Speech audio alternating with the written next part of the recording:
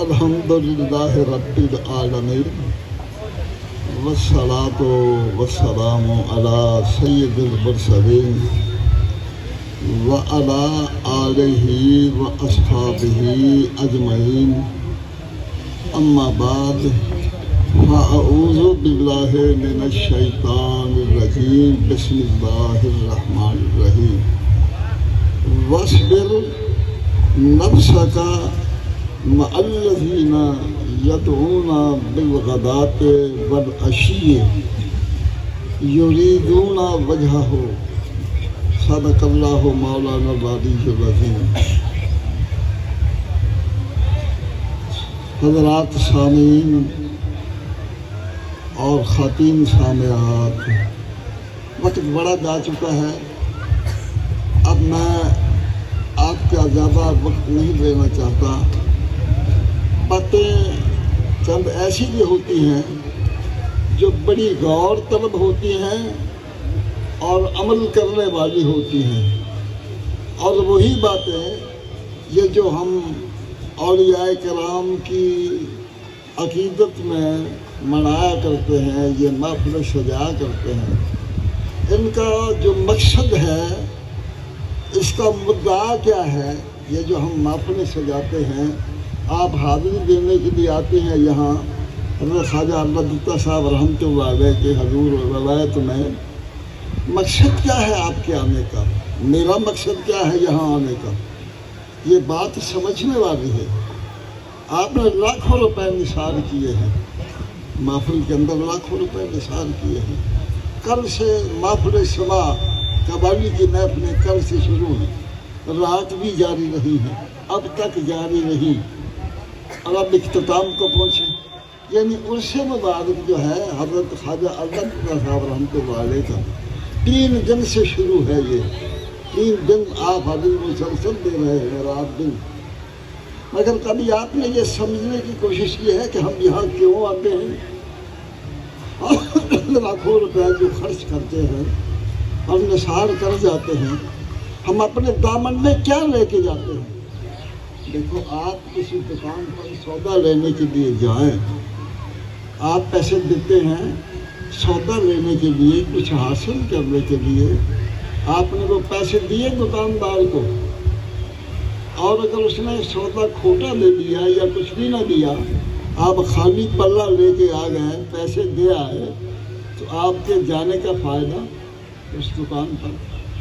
یہ جو دکانیں آپ دیکھ رہے ہیں نا، یہ ولایت کی دکانیں ہیں، اللہ والوں کی روحانیت کی دکانیں ہیں۔ یہ اللہ والے جو ہوتے ہیں درباروں کے اندر، یہ اللہ کا پیغام دینے کے لیے دنیا میں آئے تھے، اللہ تعالیٰ کی توحید کا پیغام، اللہ کی معرفت کا پیغام دینے کے لیے آئے تھے، انسان کو انسان بنانے کے لیے آئے تھے، انسان کو سیدھا راستہ دکھانے کے لیے آئے تھے، ان انسانوں کی رہنمائی کے لیے آئے تھے جو انسان رات دن دنیا کے جھنجھٹوں میں پڑے ہوئے ہیں، دنیا کے مسائل میں کھوئے ہوئے ہیں، دنیا کی رنگینیوں میں گم ہو چکے ہیں، بلکہ دنیا ہی میں غرق ہو چکے ہیں۔ یہ اللہ والے ان کو وہ راستہ دکھانے کے لیے آئے تھے اور اب ہیں، جو راستہ اللہ کی طرف جاتا ہے، اللہ کی طرف۔ ہم یہاں 100 سال بھی اپنی زندگی گزارے، عزیزوں، 100 سال بھی زندگی گزارے، بالآخر ہم نے جانا ہے، قبروں میں جانا ہے۔ آنے والی کی زندگی ہے جس کو آخرت کہتے ہیں، آخرت، اور وہاں ہم نے کچھ لے کے جانا ہے۔ یہ جو محفلیں ہیں سجی ہوئی دنیا کی، یہ کہ یہی رہ جائیں گی؟ آپ کا یہ مال، آپ کی یہ تمام معاملات کی زندگی، آپ کی جائیدادیں، آپ کے باغات، آپ کی زمینیں، آپ کی جاگیریں، ساری کی ساری یہیں دھری رہ جائیں گی۔ آپ نے وہاں جو جانا ہے، جاتے ہی کیا پوچھنا ہے اللہ رب العالمین نے پتہ ہے آپ کو؟ اللہ رب العالمین مطلب بندے سن، یہ نہ سمجھ کہ تجھے دنیا میں بھیجا ہے تو تو یہ سمجھتا ہے میں کہ فضول یہاں آ گیا ہوں، میری زندگی کا کوئی مقصد نہیں ہے، کوئی معنی نہیں ہے۔ تمہیں معلوم نہیں تھا کس لیے دنیا میں ہم نے تجھے بھیجا تھا، کس طرح زندگی گزارنے کا حکم دیا تھا؟ किस तरह तूने दुनिया में रहना था, वहाँ जाकर हमें भूल ही गया है तू। सब कुछ तो ये याद रहा दुनिया का, दुनिया की मोहब्बत याद रही, औलाद की मोहब्बत याद रही, सब कुछ याद रहा दुनिया का, लेकिन हमें तो नहीं भूला, हमें तो नहीं तुमने याद किया। आखिर तो सब ने उस बारगाह में जाना है जो बारगाह अहकमुल हाकिमीन है, जो बारगाह रब्बुल आलमीन है, वहाँ पेश होना है जाके। ये दुनिया चंद रोज़ा है, चंद रोज़ा दुनिया है। अल्लाह फरमाते हैं कुरान मजीद में, अल्लाह ने कुरान मजीद नाजिल किया है इंसान की हिदायत के लिए, इंसान की रहनुमाई के लिए, इंसान को इंसान बनाने के लिए कुरान नाजिल हुआ। और कुरान ही में हमारी ज़िंदगी है, कुरान के बगैर हमारी ज़िंदगी अच्छी नहीं हो सकती। ये अल्लाह वाले जो आते हैं ना दुनिया में, इन्होंने अपनी ज़िंदगियाँ कुरान के ऐन मुताबिक गुजारी होती हैं और गुजारते हैं, फिर वो हमारी रहनुमाई करते हैं कुरान की रोशनी में, हमें बताते हैं सीधा रास्ता ये है। तो कहाँ चला जा रहा है मुसाफिर ज़िंदगी? ये जो ज़िंदगी का सफ़र है तेरा, यहाँ थोड़े अरसे के लिए है। अल्लाह के पाक नबी सल्लल्लाहु अलैहि वसल्लम ने फरमाया, हजूर नबी पाक सल्लल्लाहु अलैहि वसल्लम ने फरमाया कि मेरी निशान कौन फरमाता है? हजूर रहमतुल लिल आलमीन शफीउल मुज़नबीन, जिस ज़ात ने हमारी सिफारिश करनी है अल्लाह की बारगाह में, जिस ज़ात पाक ने हमारे गुनाह बख्शवाने हैं अल्लाह से, हमारी सारी ज़िंदगी के गुनाह एक तरफ और महबूब खुदा की सिफारिश एक तरफ, ज़िंदगी भर के खताओं अल्लाह के महबूब ने बख्शवानी है। लिहाजा रास्ता वो है जो अल्लाह के महबूब ने हमें दिखाया है, और वो रास्ता कुरान का रास्ता है। कुरान हमारी रहनुमाई करता है। अजीज़ों, मैं समझता हूँ रौनक हो जाए महफिल की, उर्स सज जाए, आपकी हाज़िरियाँ हो जाए, अल्लाह कबूल करे।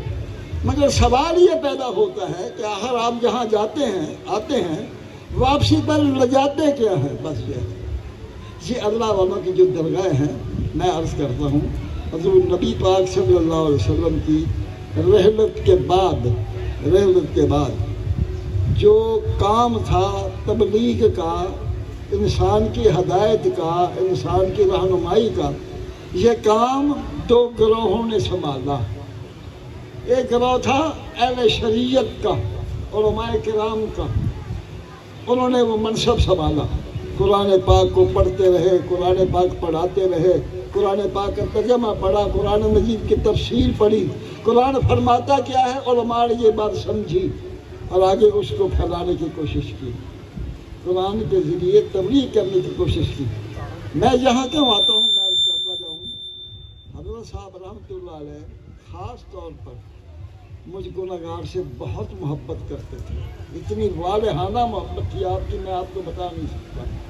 जब ईमान कहते हैं ना पंजाबी में, सुई नहीं सी लंग दी, इतनी मोहब्बत गहरी हज़रत साहब की मेरे साथ। और वो मेरी गुफ्तगू सुनने के बगैर रह नहीं सकते थे। कोई भी महफिल होती सबसे पहले मुझे बुलवाते और मेरी तकरीर बड़े मोहब्बत के साथ सुनते और लोगों को सुनवाते।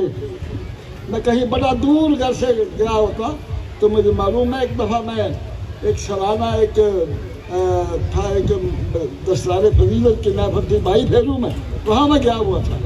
मैं तकरीर कर रहा था वहाँ, मैंने देखा कि भाई बशीर अहमद साहब आए हैं। मैं हैरान हुआ, खैर हो, पता नहीं ये आए शर्त पर से यहाँ आप आ गए हैं, किस लिए आए हैं। मुझे फिक्र पड़ गई कि शायद हज़रत साहब बीमार हैं बहुत। लेकिन मामला ये था कि उस वक्त ये महफिल थी, ये जो हो रही है आज भी महफिल थी, मैं उसको भूल गया था कि आज 10 रसूल है, हज़रत साहब की महफिल हो रही। मैं वहाँ चला गया, बशीर अहमद साहब गए वहाँ, कहने लगे जी हज़रत साहब याद कर रहे हैं जनाब, आपको पता नहीं था कि हज़रत साहब की महफिल है और हज़रत साहब आपके बगैर तो किसी की गुफ्तगू सुनते नहीं हैं। मैंने कहा यार बहुत दूर है, केला खजाना कहाँ, फूल नगर कहाँ, कितना लंबा सफ़र है, लेकिन मुझे आना पड़ा उनके फरमान पर। यहाँ आया, खुश हो गए, इतनी मोहब्बत फरमाई। तो एक दफ़ा शायद आप हज़रात को मालूम होगा, चंद साल पहले भी मैं आया था اور آج جب محفل میلاد ہو رہی تھی، گرمی کا موسم تھا، یہ حضرات کچھ ہوں گے ابھی اس محفل میں کہ انہوں نے یہ منظر دیکھا ہوگا. میں تقریر کر رہا تھا یہاں، تو اندر سے دربار سے نہ کوئی ہوا تھی نہ کوئی لہر تھی ہوا کی، یکدم نہ ایک لہر آئی دربار میں سے اور خسوں کا شاخ اڑے اس کے ساتھ سیدھے میری کرسی تک آئے، اور پھر میری کرسی سے دربار میں دوبارہ گئی وہ لہر ہوا کی. میں نے اسی وقت بتایا کہ دیکھو یار، میری تقریر سنی جا رہی ہے، میری بات آپ سن رہے ہیں، خوش ہو رہے ہیں، اور خوشی کا اظہار ہو رہا ہے کہ دربار سے لہر آئی ہے پھر دربار میں پلٹ کے گئی ہے. اس لیے میں اس نوکری کو، اس یاد آوری کو ضروری سمجھتے ہوئے یہاں آ جایا کرتا ہوں دوستو. اور یہ جو میں اس وقت بات کر رہا ہوں، میں ایک لحاظ سے آپ کے سامنے نہیں کر رہا، آپ کو نہیں سنا رہا، میں انہیں کو سنا رہا ہوں. وہ سن رہے ہیں، میرا عقیدہ ہے ان کی روح زندہ ہے. اور نام فقیر تنادہ بہو قبر جنابی جیوے ہوئے، اس بندے کی قبر جی رہی ہے، میں سمجھتا ہوں. یہ ان کو پتہ ہے جو کشف جانتے ہیں، جو روحانیت کا علم رکھتے ہیں، سمجھتے ہیں. ان کو پتہ ہے کہ یہ اللہ والے اپنی قبروں میں کس طرح بات کرتے ہیں، کس طرح مخاطب ہوتے ہیں جو قبر پہ آتا ہے. یہ سیکھنے والی باتیں ہیں جو ان محفلوں میں، ان درباروں میں سکھائی جاتی تھی اور سکھائی جانی چاہیے. یہاں کوئی صاحب نسبت موجود ہونا چاہیے، کوئی صاحب منصب ایسا ہونا چاہیے جس کو تعلیم حاصل ہو تصوف کی، فقیری کی، درویشی کی، یہ تربیت حاصل ہو روحانی طور پر. پھر وہ جو درویش آئے نا، ان کو سمجھائیں، تلقین کریں، ان کو وظیفہ بنائیں، ان کو ورد سکھائیں، ایسا طریقہ سمجھائیں کہ اللہ تعالیٰ کے ساتھ اس کا قرب ہو جائے اس بندے کا. یہ جو فقیری درویشی ہے کہ کیا ہے، یہ فقیری درویشی نام ہے، اللہ تعالیٰ کے قریب ہونے کا نام ہے درویشی اور فقیری. تو یہ جو تھا نا، رسول اللہ کے بعد کام جو تھا نا، علماء نے سنبھالا اور پھر اہل طریقت نے سنبھالا، یعنی فقیروں نے، درویشوں نے، اللہ والوں نے. یہ جو آیت میں نے آپ کو پڑھ کے سنائی ہے، یہ تھا کہ اصحاب صفہ، جس سے یہ تصوف نکلا ہے، تصوف صوفی، اس ٹولے سے نکلا ہے صوفی، اس گروہ سے نکلا ہے. صحابہ کرام کا گروہ تھا، صوفی اس گروہ نے پیدا کیے ہیں جن کو اصحاب صفہ کہتے ہیں. اصحاب صفہ وہ کون تھے؟ چند غریب صحابہ تھے، باقی تو تمام صحابہ ایسے ہیں جن کے متعلق اللہ فرماتے ہیں رضی اللہ عنہم، اے میرے نبی میں تیرے سارے صحابہ سے خوش ہوں. اے میرے نبی، جتنے بھی تیرے صحابہ ہیں نا، میں سب سے خوش ہوں، راضی ہو گیا ہوں میں ان سے، کیونکہ انہوں نے وہ اعمال اپنا لیے ہیں جو تیرے اعمال ہیں. انہوں نے وہ سنت تیری اختیار کر لی ہے، لمحہ بلمحہ تیرے حضور حاضر ہوتے ہیں، کچھ دین سیکھتے ہیں، اپنی زندگی کے بارے میں اچھی معلومات حاصل کرتے ہیں میرے نبی، اور تیری اداؤں پر یہ مر مٹتے ہیں. تیرے یہ بڑے عاشق ہیں، پروانے ہیں، تیری شمع رسالت کے تیرے پیچھے پیچھے پھرتے ہیں، طواف کرتے ہیں، تیری محفل کا کبھی گھر جاتے ہیں، کبھی تیری زیارت کے لیے آتے ہیں، تیری گفتگو سنتے ہیں، ارشادات تو سناتا ہے نا ان کو، یہ اپنے کانوں میں ڈالتے ہیں، دل میں اتارتے ہیں، پھر تیرے بن جاتے ہیں. جو تو فرماتا ہے وہ کرتے ہیں، اپنی مرضی نہیں کرتے. اس لیے اے میرے رسول، یہ مجھے تیرے صحابہ بڑے ہی پسند ہیں رضی اللہ عنہم، میں ان کو بڑا پسند کرتا ہوں، صحابہ سارے. اور اس لیے اللہ کے نبی نے فرمایا تھا اصحابی، یہ جو جتنے میرے صحابہ ہیں نا، ابو بکر صدیق، عمر فاروق، عثمان غنی، حضرت بلال، سلمان فارسی، ابو ذر غفاری، جتنے بھی صحابہ ہیں حضور کے، کل صحابہ، اللہ کے محبوب نے فرمایا کن نجوم، یہ تو چمکتے ہوئے ستارے ہیں. فرمایا جس سے آسمان پر ستارے چمکتے ہیں، اس طرح میری یہ ساری جو صحابی ہیں نا، ان کی زندگیوں کو میں نے اپنے آفتاب رسالت سے چمکا دیا ہے.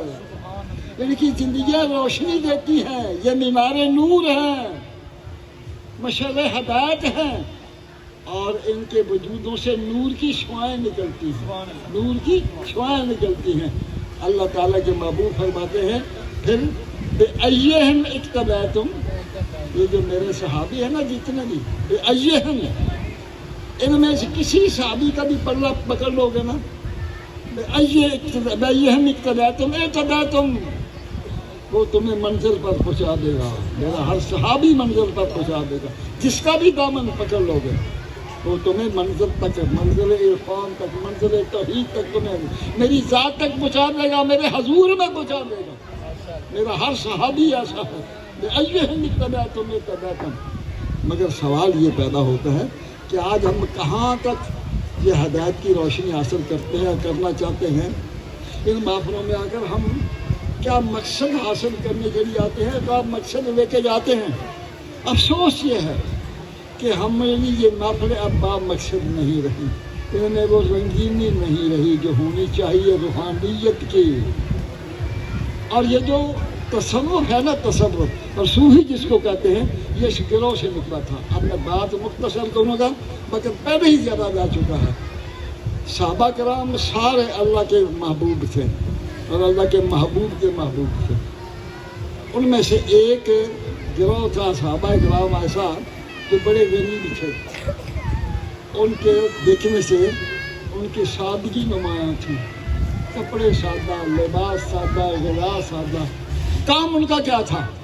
رات دن اللہ کے ذکر میں مشغول رہنا، رات دن اللہ کی یاد میں غرق رہنا، رات دن اپنے آپ کو اللہ کے سپرد کرتے رہنا، یہ ان کا کام تھا، یہ ان کا کام تھا، صبح شام۔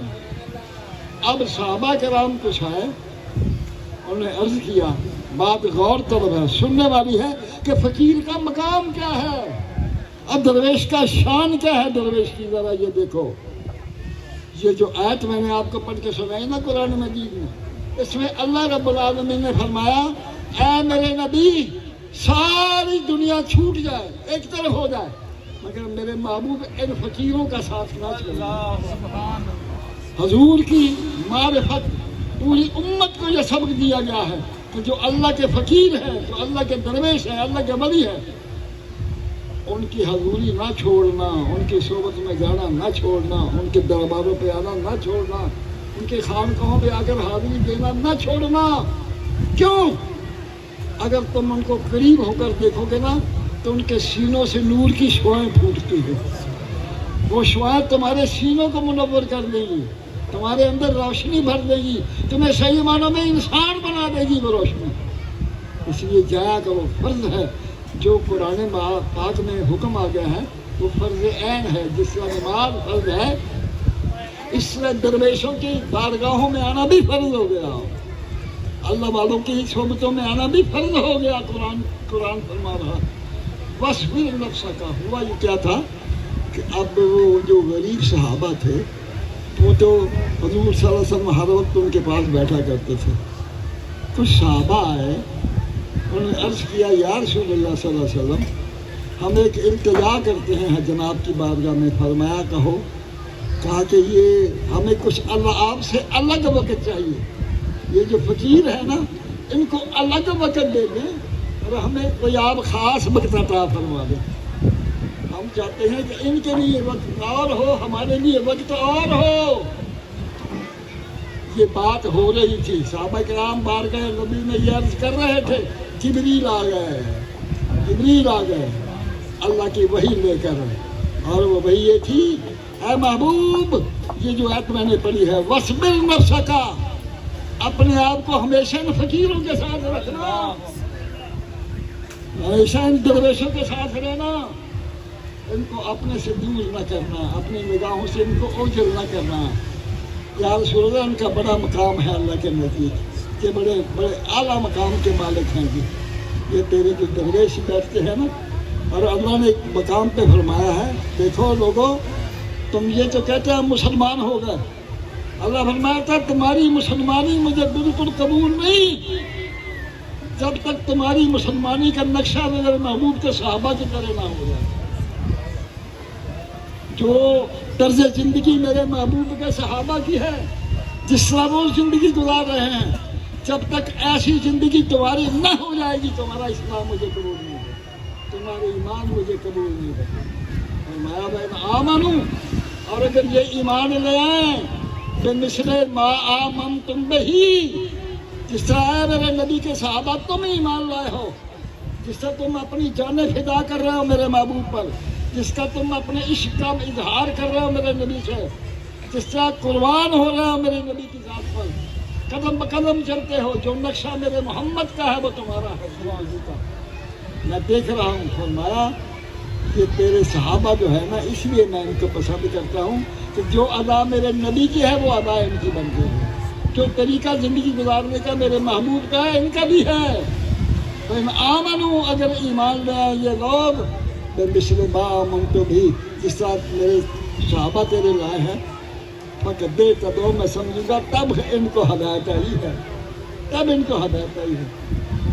دیکھا آپ نے یہ مقام ہے صحابہ کرام کا کہ حضور صلی اللہ علیہ وسلم کا پلہ پکڑا، حضور کے نقش قدم پر چلے، اور اللہ تعالیٰ فرماتے ہیں لَقَدْ كَانَ لَكُمْ، اور لوگوں بٹکے نہ پھرو، گمراہی میں نہ اپنی زندگی گزارو، کچھ حاصل کرنا ہے، اپنے آپ کو صحیح معنوں میں انسان بنانا ہے تو میرے محبوب کے پیغام کو اپنے کاموں میں ڈالو، میرے محبوب کی سیرت کو اپناؤ، میرے محبوب کے جو اعمال ہیں جو میں دیکھ رہا ہوں اپنے نبی کے اندر، ان اعمال کو قبول کرو، اس کے مطابق اپنی زندگی بنا لو، تب آخرت میں تمہاری نجات ہے، ورنہ پکڑے جاؤ گے۔ اللہ فرماتے ہیں اے انسان تو بھول گیا ہے، وَإِنَّ عَلَيْكُمْ، اور تم پر حافظین، ہم نے اپنے جاسوس چھوڑے ہوئے ہیں، روحانی جاسوس، نورانی جاسوس۔ تم زندگی گزار رہے ہو بیکار زندگی ہے، مت سمجھو ہم نے تمہارے اوپر وہ فرشتے مسلط کر دیے ہیں کرامن کاتبین، جو عمل کر رہے ہو نا، لمحہ بلمحہ، قدم بقدم جو کر رہے ہو، یہ نہ سمجھو کہ اللہ نے تمہیں ویسے ہی بھیج دیا ہے حضور حیوانوں کی طرح پھرنے کے لیے، بس عیش کرنے کے لیے، دنیا کا مال و متاع حاصل کرنے کے لیے، ایسے نہیں بھیج دیے۔ یطلق صدا، کہ یہ سمجھتا ہے انسان میں بیکار گھوم پھر کے چلا جاؤں گا، وہاں کیا لے کے جائے گا؟ دنیا میں آیا ہے، اب دنیا مزرعۃ الآخرہ، اللہ کے نبی نے فرمایا یہ جو دنیا ہے نا، یہ آخرت کی کھیتی ہے، آخرت کی کھیتی ہے۔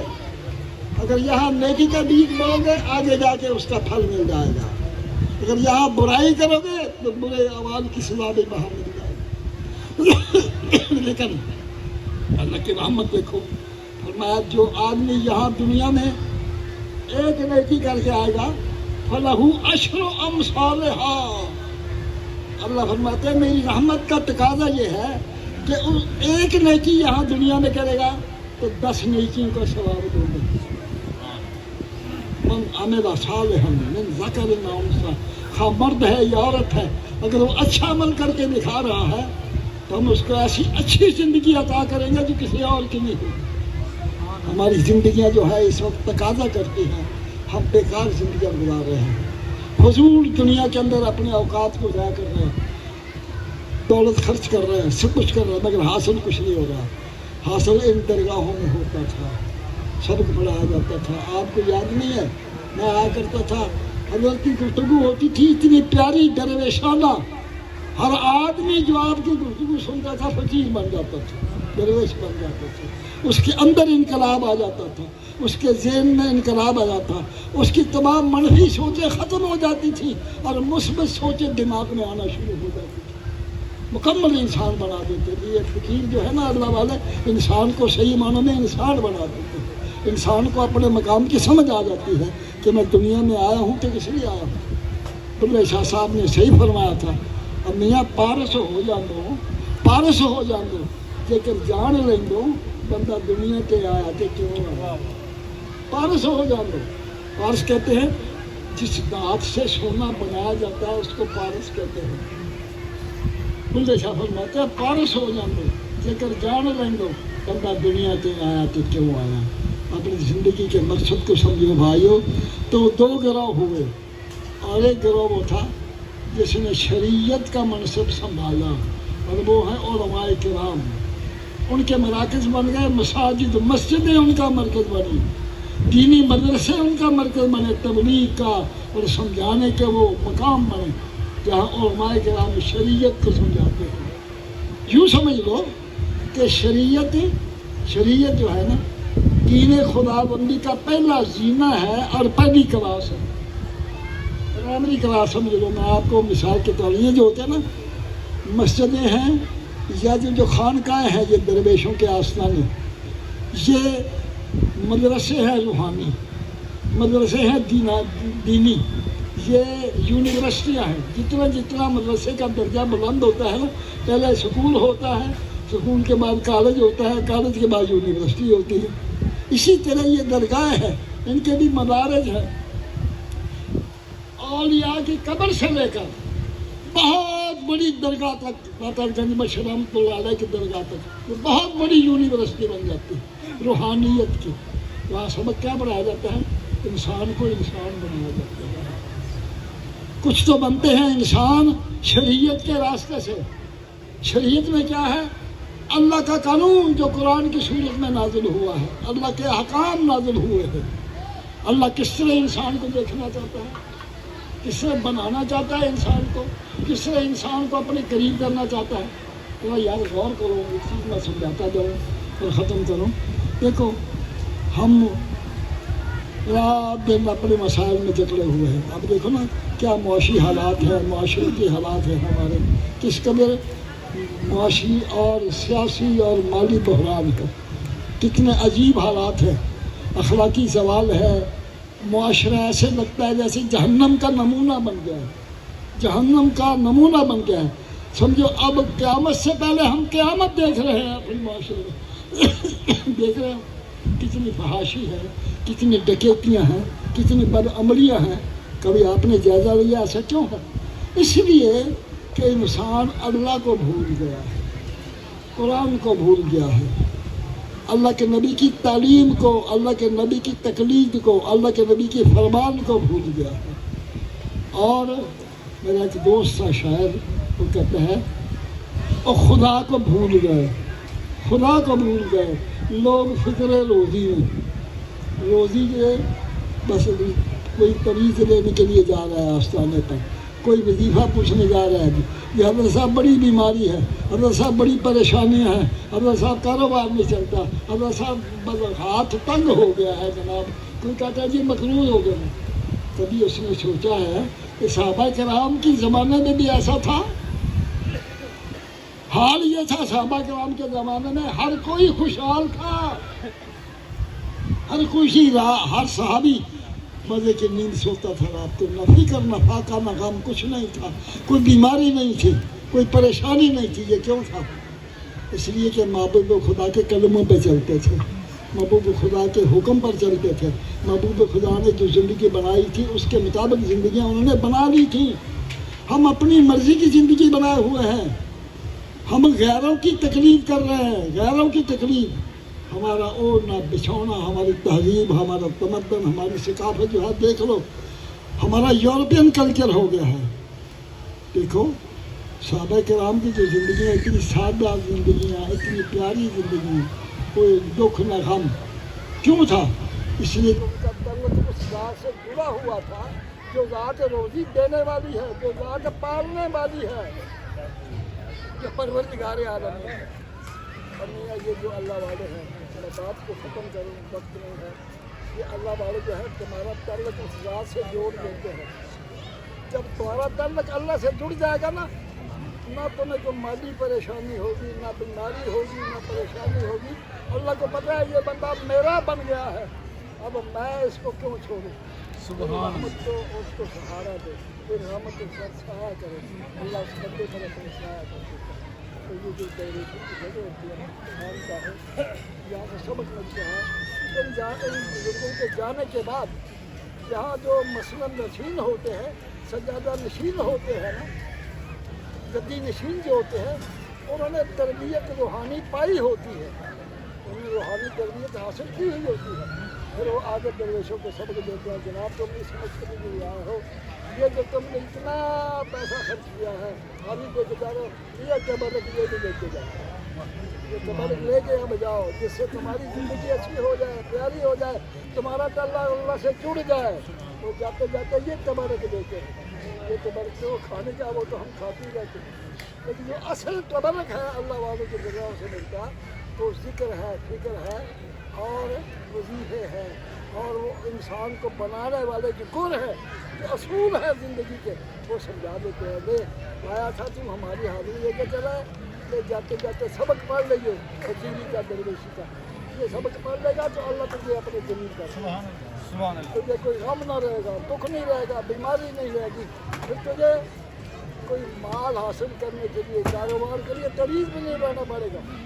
جب آپ جو تیرا رکھوالا تیرا بن جائے گا، تیرا روزی دینے والا تیرا بن جائے گا، تجھے کس بات کی فکر رہ گئی تھی؟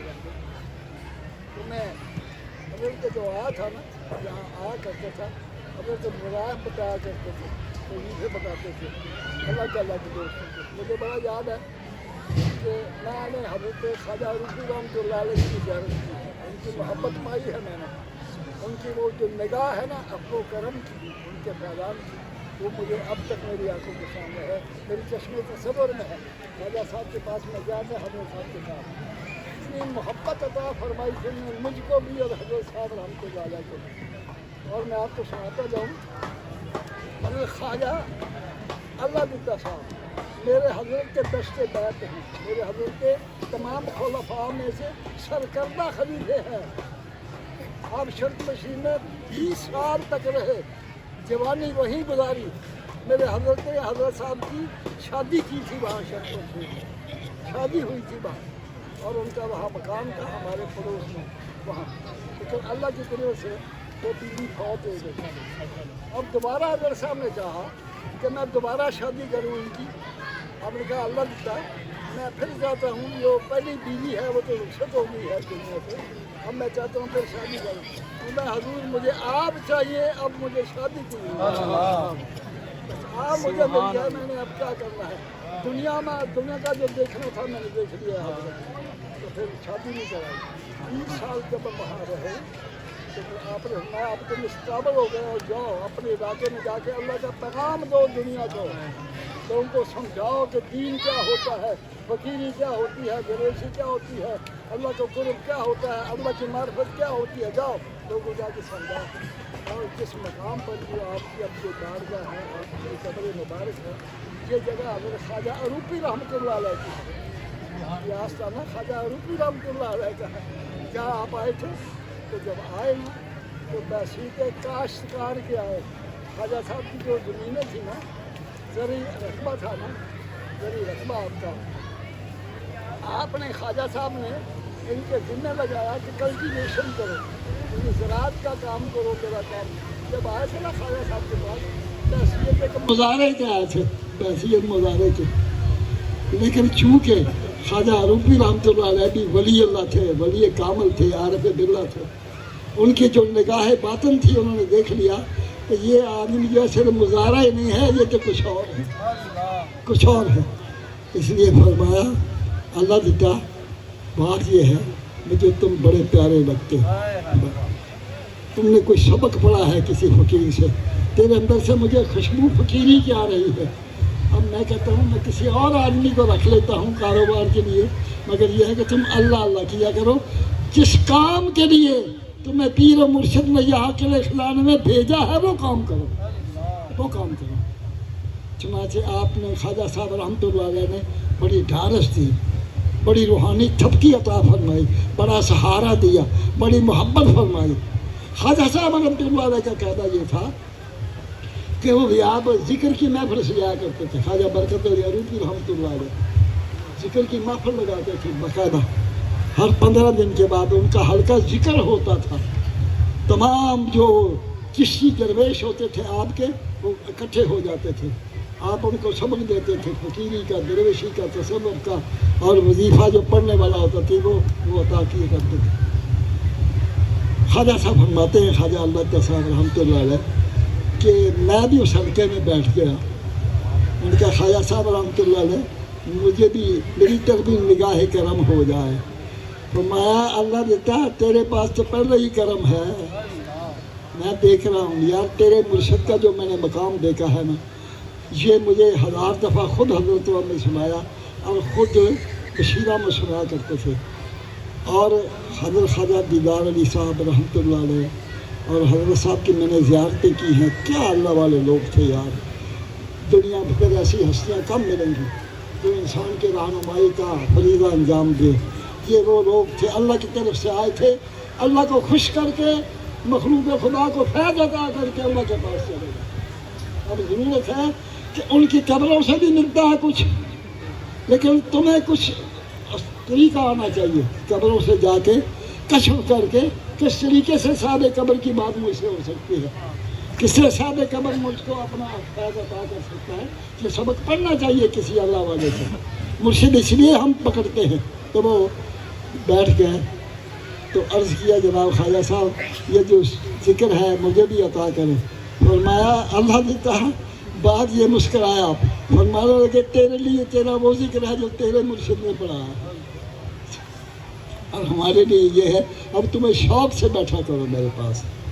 تو حضرت صاحب خواجہ صاحب فرماتے ہیں میں جب بیٹھتا تھا نا تو جو وظیفہ مجھے میرے حضرت صاحب نے بتایا تھا اس کا جتنا اثر پہلے تھا نا خواجہ صاحب کے پاس بیٹھنے سے 4 گنا زیادہ ہو جاتا تھا، 4 گنا۔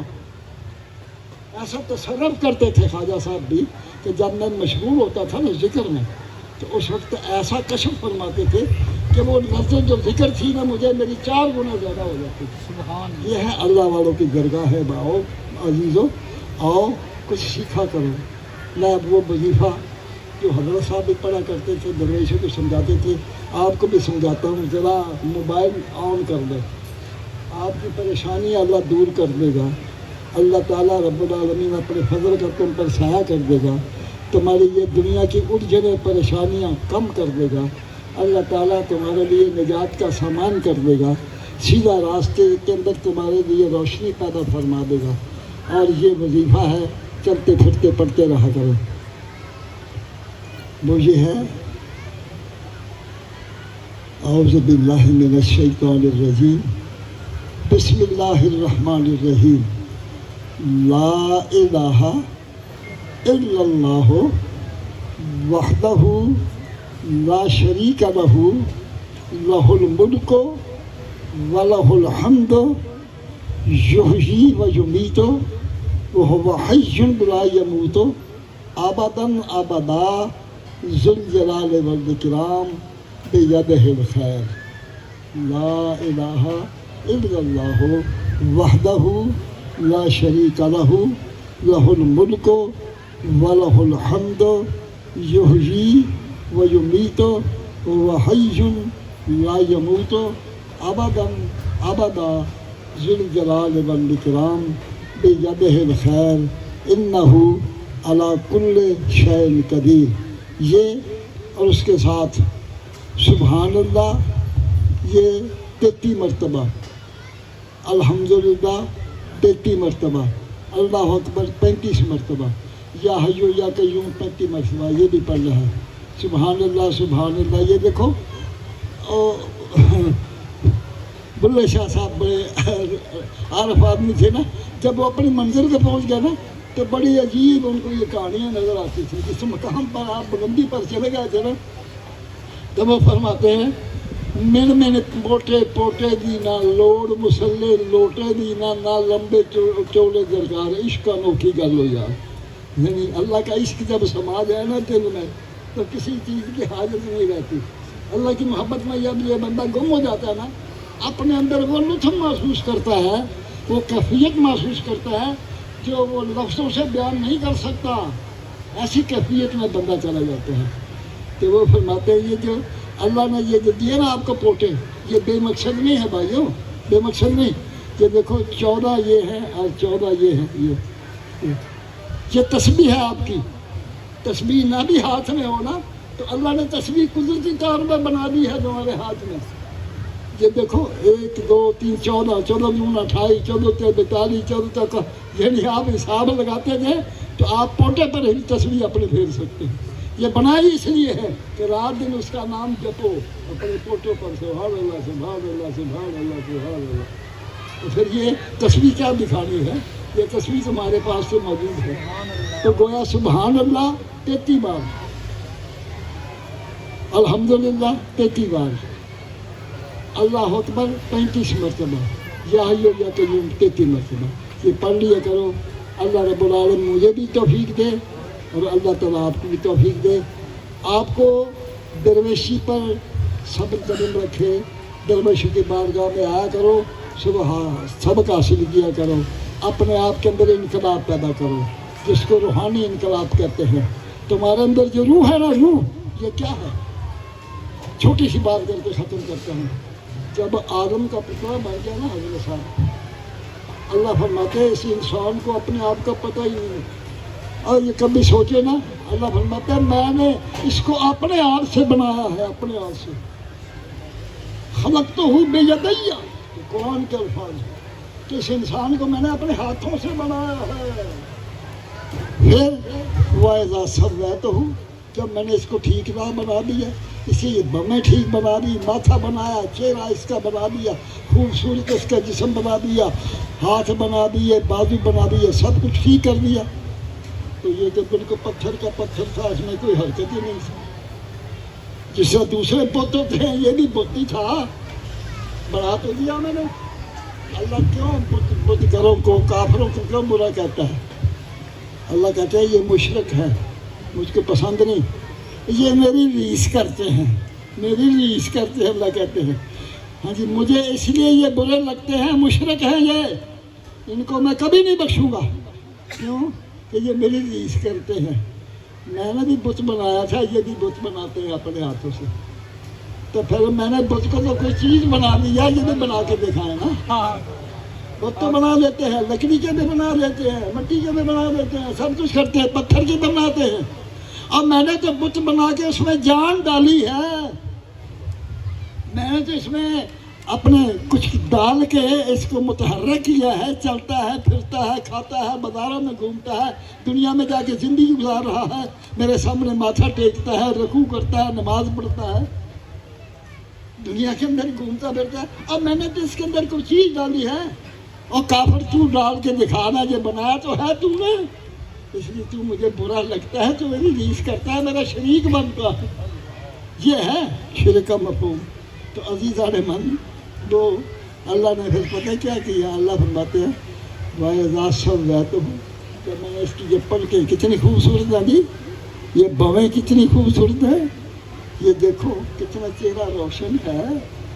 اللہ والے کہتے ہیں نہیں یار، بلے شاہ سے پوچھو کیا کہتا ہے۔ بلے شاہ کہتا ہے اب ذرا چہرے پر غور کر، کس کا چہرہ ہے، اے کس کا چہرہ ہے، تجھے پتہ ہی نہیں ہے۔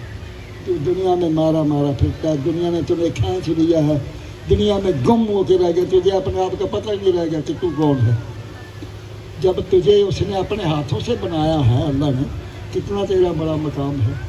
اور تو فرشتوں کو کہا اس کو سجدہ کرو، کتنا تیرا بڑا مقام ہے، ذرا اندازہ تو کر لے۔ پھر یہ فرمایا کہ جس وقت یہ جامد تھا، بنا لیا میں نے، تو فرمایا وَإِذَا سَوَّيْتُهُ فَنَفَخْتُ فِيهِ مِنْ رُوحِي، میں نے اپنی روح میں سے پھر روح ڈال دی۔ جب میں نے روح اپنی ڈالی، یہ حرکت کرنے لگا، دیکھنے لگا۔ سب سے پہلے نے الحمدللہ کہا، اس کے لب کھلے، اس کی زبان کھلی، آنکھیں کھلی، دیکھنے لگ گیا۔ جو کس کا کرشمہ ہے انسان کے وجود میں؟ روح کا کرشمہ ہے۔